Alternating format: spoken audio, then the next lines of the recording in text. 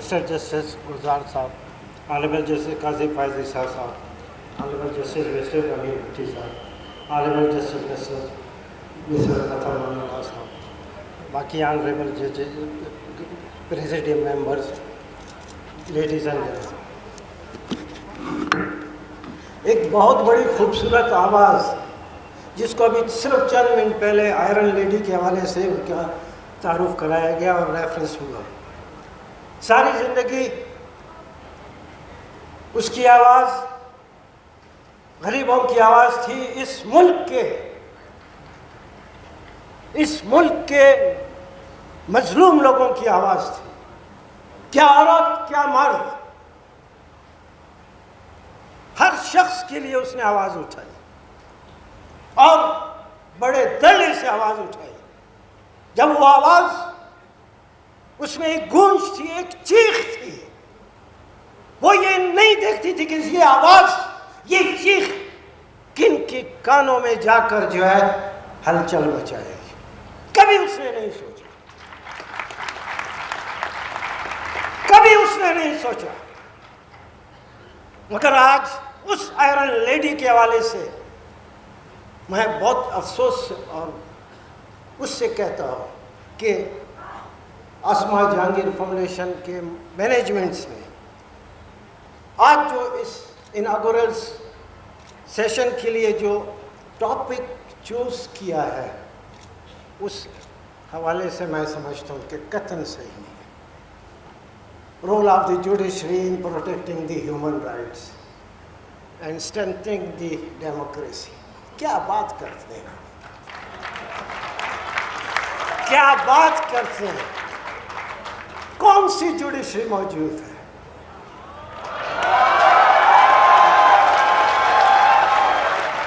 कौन सी जुडिशरी मौजूद है? वो जो हमारे सामने है, वो जो जिसमें हम पेश होते हैं, वो अदालतें, वो जुडिशरी जिसमें इस मुल्क के लाखों लोग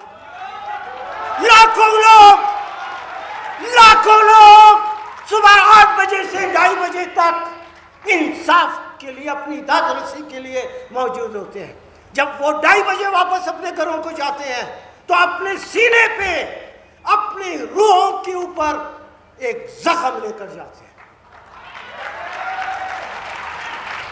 आप उस जुडिशरी की बात करते हैं, वो लोगों को, ह्यूमन राइट्स को प्रोटेक्ट करेगा, वो हमारी जमहूरियत को स्ट्रेंथन करेगा। बहुत हल्का, बहुत छोटा टॉपिक आपने जो है इस स्पीकर्स को दिया है। ये जुडिशरी, जिसको मैं नहीं कहता, इंटरनेशनल जो एक्सपर्ट के हवाले से नीचे की जो नंबर हैं उसमें 130 में 126 नंबर पे। मुझे वॉइस ऑफ अमेरिका वाले ने, पाकिस्तानी था, उन्होंने कहा कि आपसे कुछ बातें करनी है और आपका इंटरव्यू लेना है। मैंने कहा किस बात पे? कहते हैं अभी जो रिपोर्ट आई है कि पाकिस्तान की जुडिशरी दुनिया की जुडिशरी में 126 नंबर पे है।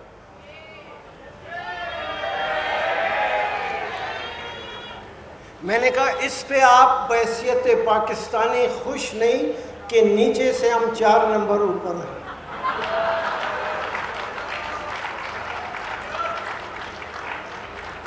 ये मजाक बंद होना चाहिए। और जो भी हमारी एक जुडिशरी मौजूद है, मैं अफसोस से कहता हूं, मैं कोई शौकिया नहीं कहता, कोई अब किसी भी मकसद में, खुदा की कसम, मैं कसम खा के कहता हूं, कोई मेरा मकसद नहीं है इस तरह की बातें करने के लिए।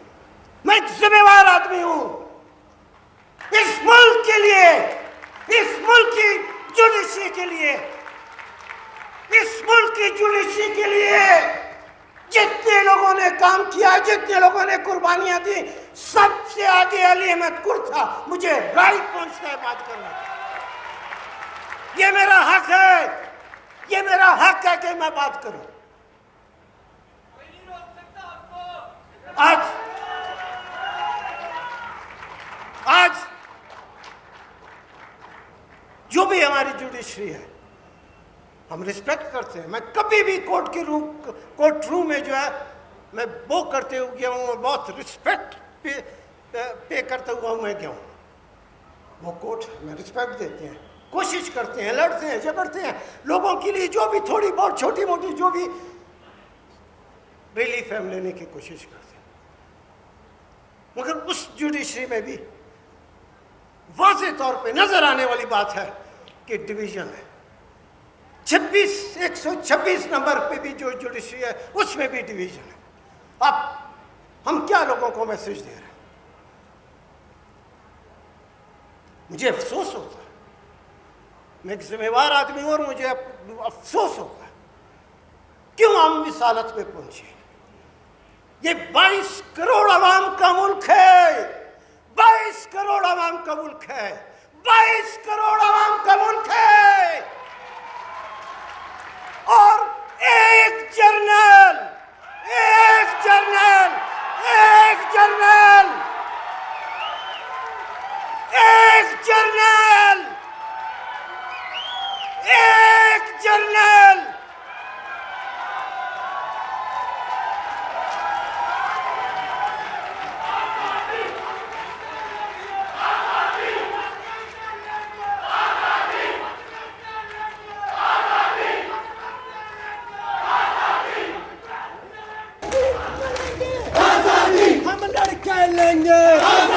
हम लड़के लेंगे आजादी, तेरा बाप भी देगा आजादी, तेरा बाप भी देगा आजादी, मुगलों का नारा आजादी, मुगलों का नारा आजादी, तलबा का नारा आजादी, मजदूर का नारा आजादी, किसान का नारा आजादी, औरत का नारा आजादी, जो तुम ना दोगे आजादी, हम दिन चलेंगे आजादी, तेरे बाप चलेंगे आजादी, तेरे बाप चलेंगे आजादी, आजादी, आजादी, आजादी, आजादी। बेटा मैं सिर्फ यही कर सकता हूँ आपके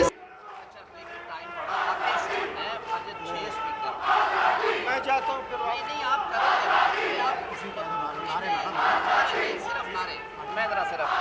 बेटा मैं सिर्फ एक अर्ज़ करता हूँ आपके सेंटिमेंट्स पहुँचे अली भाई की मौजूदगी में, क्योंकि हमारे यहाँ हर तरह के डेलीगेट्स हैं, बाहर से भी, हम वैसे भी we are running short of time.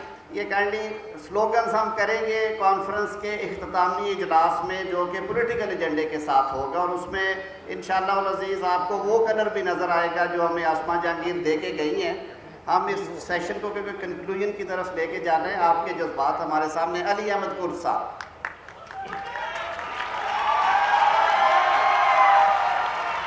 Journal जो 22 करोड़ आवाम के ऊपर, एक जर्नल 22 करोड़ आवाम के ऊपर हावी है, भारी है, या तो उस जर्नल को नीचे आना पड़ेगा या लोगों को ऊपर जाना पड़ेगा। दो ही सूरतें हैं।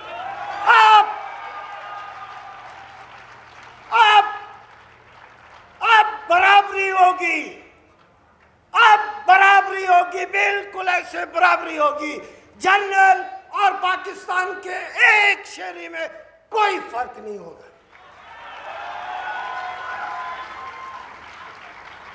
ये जो हमारी जुडिशरी है, यही जनरल जो 22 करोड़ अवाम के ऊपर हावी है, इसी ने हमारी जुडिशरी के 126 नंबर पे पहुंचा है।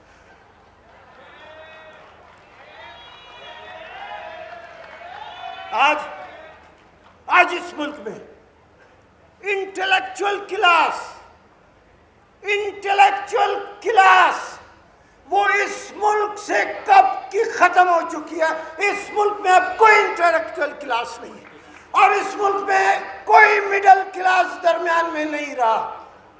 तो आज इंटेलेक्चुअल क्लास नहीं है, तो जो ऊपर लोग बैठे हैं वो छोटे छोटे कद के लोग बैठे हुए। मैं तमाम दोस्तों के जज्बात का ख्याल रखते हुए एक अर्ज करूँगा कि ये सियासी जलसा नहीं है। आप प्लीज़ सारे माहौल को देखते हुए अपने जज्बात का इजहार करें। अली अहमद कुर्द साहब हैं आखिरी सेशन में, प्लीज डेकोरम का ख्याल करें आप, please please please please gentleman. Ali Ahmad Kurd साहब आगे, दाऊद बैठ जाओ आप, please try to maintain the decorum of the conference please. Thank you very much. आए कुर्द साहब। तो जनरल को नीचे आना पड़ेगा, बिल्कुल अब क्लियर कट बात है। अब वक्त आ गया है कि आंखों में आंखें डालकर बात करेंगे, और खाम जरूरी है कि उन लोगों की आंखों में आंखें डाल के बात करेंगे जो हमें 70 साल से अपनी आंखें दिखा रहे हैं। ये मुल्क, इसमें आप जब मिडिल क्लास नहीं रही, जब इंटेलेक्चुअल क्लास नहीं रही, अब कोई लीडरशिप नहीं। जो भी आएगा वो और छोटे कद का आदमी आता जाएगा। ये मुल्क जिस हालत में पहुंचा है, मैं एक सियासी एक्टिविस्ट के तौर पर अपने दिन रात मैंने लगाए हैं इसमें, सड़कों पे लोगों के साथ कंधे से कंधा मिलाकर मैं जल्द से जुलूस में रहा हूं। मैं उस एक्सपीरियंस की बुनियाद पे कहता हूं, उठो, अपने जान में जान पैदा करो। ये मुल्क आपकी मुट्ठी से रेत के जर्रात की तरह गिरता खत्म हो रहा है। कोई मुल्क आपके लिए नहीं रहेगा। ये मुल्क, अब भी आपके पास वक्त है, अब भी आपके पास वक्त है। मुट्ठी में रेत के जर्रात को जिस तरह नहीं रोका जा सकता, इस तरह इन हालात में जो मुल्क जा रहा है, आप इसको बरकरार नहीं रख सकते। आपको किश्तियां जलानी पड़ेंगी, किश्तियां जलानी पड़ेंगी, और अपनी जिंदगी का जान की बाजी लगानी पड़ेगी। जान की बाजी लगाएंगे, जान की बाजी लगाएंगे तो ये मुल्क बचेगा, नहीं तो इस मुल्क के साथ बहुत बहुत बहुत। जनाब साकिब निसार साहब, former chief justice of Pakistan, मेरे भाई जजेस supreme court of Pakistan, high court के जज साहबान, members of the bar, distinguished excellencies from the embassies and European parliament and so also United nation.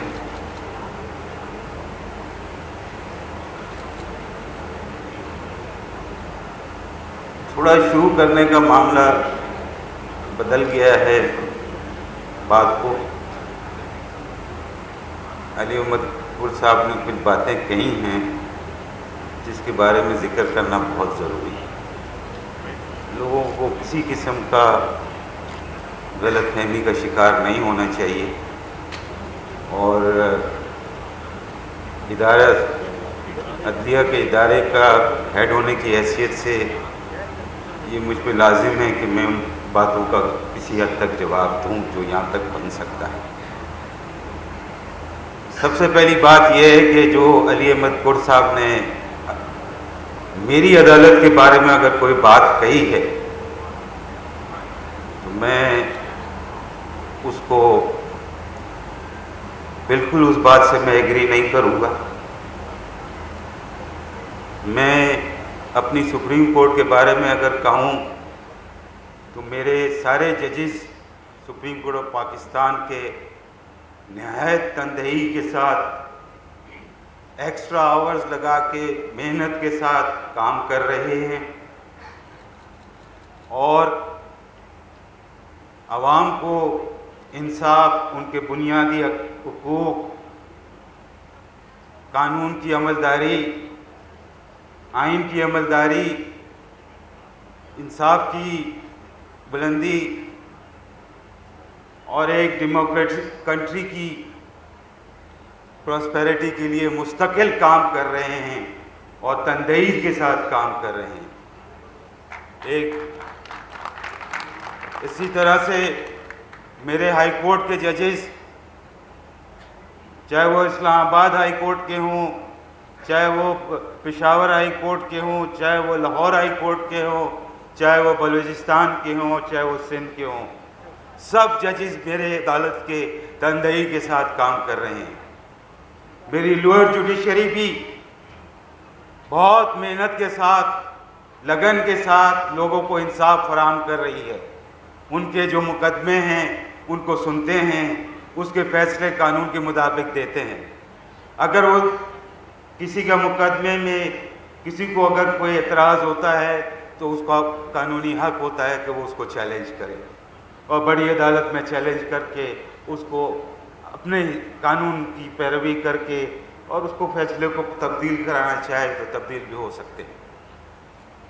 तो एक जनरल स्टेटमेंट दे के कि अदालत हमारी यहाँ पे आज़ाद नहीं है, ये तासुर देना कि किसी के हम दबाव में काम कर रहे हैं, किसी इदारों के दबाव में काम कर रहे हैं, कम से कम मुझे कोई ऐसी इंसिडेंस का कोई याद नहीं पड़ती। मैंने किसी दबाव का नहीं लिया किसी इदारे का, ना मैंने कभी किसी इदारे की बात सुनी। मेरे को कोई नहीं बताता कि मैं अपना फैसला कैसे लिखूं, मेरे को कोई गाइड नहीं करता कि मैं अपना फैसला कैसे लिखूं, और मैंने कभी ऐसा कोई फैसला नहीं किया अपने सामने जो मुकदमे मेरे सामने आए जो मैंने किसी के कहने पे की हो, ना किसी की जरूरत हुई मेरे को कुछ कहने की आज तक। मैं ये सामने आपके कहना चाहता हूं, किसी ने मेरे काम में इंटरफियर नहीं किया। मैंने जो अपने फैसले दिए अपने कॉन्शियस के मुताबिक, अपनी समझ के मुताबिक, आइन को समझ के मुताबिक, कानून को समझ के मुताबिक फैसले दिए हैं। मैंने किसी के डिक्टेशन ना तो मैंने आज तक सुनी, ना देखी, ना समझी, ना कोई मैंने ऐसा असरात लिए अपने ऊपर। और मैं समझता हूं यही किरदार मेरे बाकी सारे जजेस का है।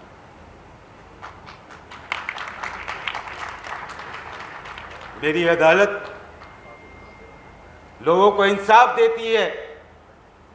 अली अहमद कुर्द साहब, आप अदालतों में आए, देखें क्या हो रहा है। आप अदालतों के फैसले पढ़ें, आप देखें क्या हो रहा है। रोज मेरी कोर्ट के जजमेंट से लोगों जजेस मेरे लिखते हैं, किताबों में पब्लिश होती हैं, उनको पढ़ें और देखें किस कदर आज़ादी के साथ हमारी अदालत काम कर रही है और कानून की पैरवी कर रही है, आइन की अमल दरामद कर रही है। ऐसे जनरलाइज स्टेटमेंट देके विदाउट कोटिंग एनी इंस्टेंस, और अगर कोई इंस्टेंस है, कोई गलती का इंस्टेंस है तो वो इंस्टेंस को आके सही कराया जाता है। अदालतों के फैसले एक एवोल्यूशनरी प्रोसेस है। हर दुनिया के मुल्क की अदालत के साथ यही एवोल्यूशनरी प्रोसेस चले हैं। कहीं गलत फैसले आते हैं, कहीं सही फैसले आते हैं। ये गलत फैसले और सही फैसले ये भी लोगों की अपनी अपनी अपनी अपनी ओपिनियंस होते हैं। ज़रूरी नहीं है कि एक ओपिनियन से दूसरा ओपिनियन माने उस बात को। कुछ लोग कहते हैं ये सही फैसले हैं, कुछ लोग कहते हैं ये गलत फैसले हैं। हर एक का अपना अपना ओपिनियन है, हर एक को अपनी राय का इख्तियार है। सबकी राय का इख्तियार का रिस्पेक्ट किया जाता है। यही खूबसूरती है हमारे कानून की, यही खूबसूरती है हमारे अदालती निज़ाम की, यही डेमोक्रेटिक प्रोसेस की एक खूबसूरती है। और इस पर हम अमलदार अमद करते हैं, कोई हमें रोके, आज तक किसी की हिम्मत नहीं हो हमें रोकने की। हमारी अदालत जो फैसला करना चाहती है फ्री है करने के लिए, और करती है। हर एक का मुआवजा करती है जिसका मुकदमा सामने आता है। बता दे किसकी डिक्टेशन के ऊपर कौन सा फैसला हुआ आज तक।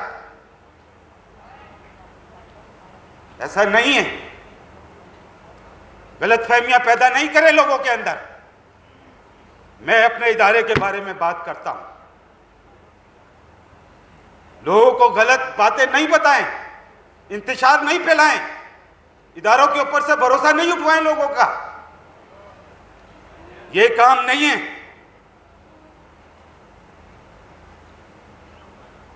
मैं ये कहना चाहता हूं मेरे भाइयों बहनों और मेरे बच्चों, ये मुल्क पाकिस्तान, ये हमारे लिए कायम और दायम है। और कायम दायम रहेगा। और इसमें कानून की हुक्मरानी है, इंसानों की हुक्मरानी नहीं है। और हमारी अदालत इंशाअल्लाह जिस तरह से हम काम कर रहे हैं और करते रहेंगे, इस मुल्क के अंदर कानून की, आइन की और हर तरह से डेमोक्रेसी की फेवर करते रहेंगे, उसी का प्रचार करते रहेंगे, उसी को नाफिज करते रहेंगे। किसी अनडेमोक्रेटिक सेटअप को हम एक्सेप्ट नहीं करेंगे, हम छोड़ देंगे। हमने पहले भी छोड़ा है।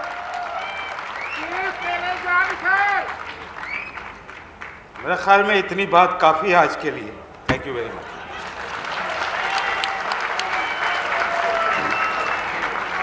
Thank you very much. Chief justice Gulzar Ahmed ने भी आज दिल की बातें की। मैं एक बार फिर आसमान Jahangir foundation, Pakistan bar council, supreme court bar association और AGHS की तरफ से आप सब अहबाब का शुक्रगुजार हूँ।